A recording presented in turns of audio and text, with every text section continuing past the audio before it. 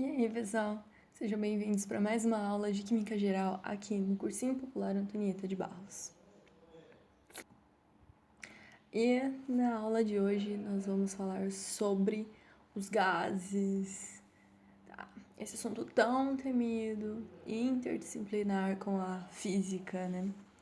Então, essa aula vai ser dividida em duas partes, de novo, em que a gente vai falar primeiramente sobre as propriedades, sobre as leis de transformação dos gases, e na próxima aula a gente vai falar sobre a lei de Clapeyron, equação de Clapeyron e coisas desse sentido, e a gente vai aprender como lidar com esses tais de gases, tá?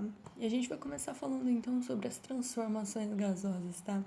E a gente precisa saber quais são as variáveis de estado em que se apresenta um gás, tá bom? Então, as variáveis que vão funcionar em cima de um gás são o volume, a temperatura e a pressão. Ou seja, são essas variáveis, são esses fatores, são essas propriedades que a gente vai conseguir variar e observar o que acontece em relação aos gases, tá bom? A primeira delas é o volume, que é o espaço ocupado por uma substância. E no caso dos gases, é o volume da amostra, que é igual ao volume do recipiente, tá?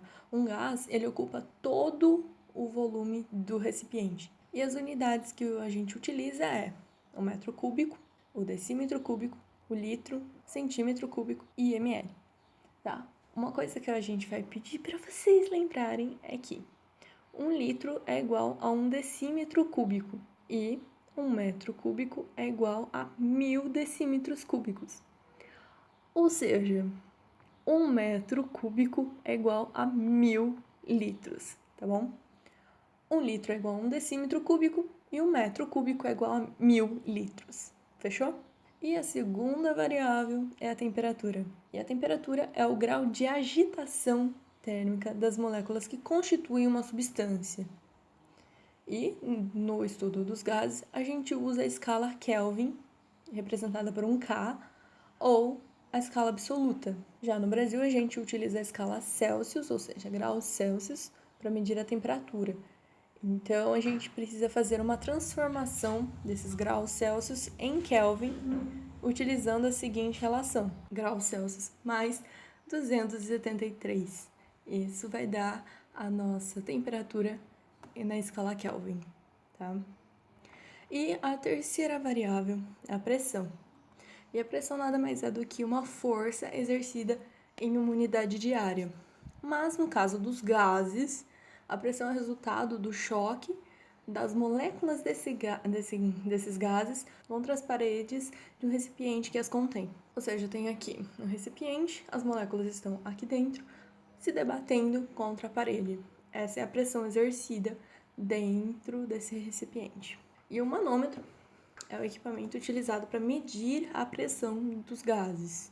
E as unidades que a gente utiliza, a atmosfera, no caso 1 atm, é a pressão exercida pela atmosfera sobre a gente no nível do mar. Mas tem outras unidades também, como centímetro de mercúrio, milímetro de mercúrio e o Torricelli, que a gente representa por Thor. E aqui é a relação entre eles, e é bom sempre lembrar que 1 atm, uma atmosfera, é igual a 760 milímetros de mercúrio. E agora a gente vai falar sobre as leis físicas desses gases. Começando pela lei de Boyle-Mariotte, em que diz: a temperatura constante, uma determinada massa de gás, ocupa um volume inversamente proporcional à pressão exercida sobre ele. Ou seja, quanto maior a pressão exercida sobre esse gás, menor é o volume que ele ocupa. Então, se a gente quiser fazer um experimento, a gente vai manter a temperatura constante e variar a pressão e verificar o que acontece com o volume. Essa transformação, por ocorrer a uma temperatura constante, é chamada de isotérmica. Num primeiro momento, nós temos aqui pressão em atmosfera, P1 é igual a P, V1 é igual a V, e se a gente diminuir essa pressão, no caso aqui, se a gente diminuir esse volume, diminuindo a altura da tampa desse recipiente, a gente vai aumentar a pressão. No caso aqui, se a gente diminuir esse volume pela metade, a pressão aumenta 2 vezes. E o gráfico dado para essa transformação é um gráfico de pressão por volume e é uma hipérbole. Volume por pressão, na verdade, volume por pressão, e é uma hipérbole. E a equação dessa hipérbole é P vezes V igual a uma constante, tá bom? E a gente pode fazer uma relação entre P1 vezes V1 é igual a P2 vezes V2. Como vai ser igual a uma constante, ou seja, ela não vai mudar, a gente consegue fazer com que o estado inicial seja igual ao estado final, mantendo as devidas proporções entre essas duas variáveis. E agora, a lei de Gay-Lussac, que diz: a uma pressão constante, o volume ocupado por uma massa fixa de gás é diretamente proporcional à temperatura absoluta. Ou seja, nesse caso, se eu tiver o aumento da temperatura, o meu volume aumenta. Tá? E se eu, porventura, eu aumentar o volume, a temperatura também irá subir. Repetindo o que eu acabei de falar. E nesse caso, como é a uma pressão constante, a gente chama essa transformação de isobárica, que aqui no caso eu mantenho uma pressão, eu tenho o volume e a temperatura. Se eu aumento a temperatura, irá ocorrer o aumento do volume. Já no caso dessa transformação, o gráfico será dado por uma reta num gráfico de volume por temperatura, sendo a equação dessa reta igual a V de volume igual a uma constante vezes T de temperatura. Então, se eu tinha V no começo e T no começo, se eu duplico V, T também duplica. E nós temos também uma relação entre eles, em que V1 por T1 é igual a V2 vezes T2. E a nossa terceira lei é a lei de Charles, na verdade, né? E ela diz que a um volume constante, a pressão exercida por uma determinada massa fixa de gás é diretamente proporcional à temperatura absoluta. Se o volume é mantido constante, ao aumentar a temperatura, a pressão também aumenta. E se aumentar a pressão, a temperatura também aumenta. E essa transformação, por ser um volume constante, será chamada de isocórica, ou isovolumétrica, ou ainda isométrica. Então, vários nomes para essa transformação. E aqui, representando, mantendo um volume, se eu aumentar a temperatura, aumenta a pressão. E se eu aumentar a pressão, aumenta a temperatura. Neste caso, né, o gráfico será dado por pressão por temperatura e representada por uma reta, cuja equação será P de pressão igual a uma constante vezes T.